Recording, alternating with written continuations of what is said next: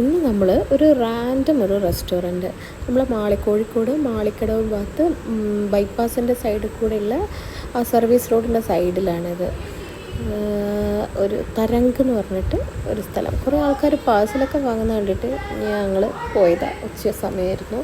അപ്പോൾ അവിടുത്തെ ബോർഡിലിതാ കുറേ പെറി അൽഫാം മന്തി, കുഴിമന്തി, പിന്നെ കുറേ കറികൾ എല്ലാം ഉണ്ട്.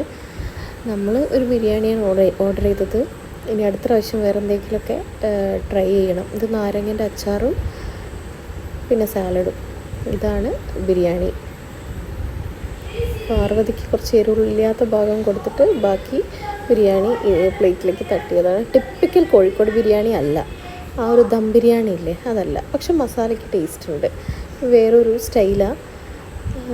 രസമുണ്ടായിരുന്നു, എനിക്കിഷ്ടമായി. അവളും കഴിച്ചിട്ടുണ്ട് ഓൾമോസ്റ്റ് ഫുള്ള്. ഇനി നെക്സ്റ്റ് ടൈം അവിടുത്തെ ആ ബീഫൊക്കെ കുറേ പേര് വാങ്ങി കഴിക്കുന്നുണ്ട്.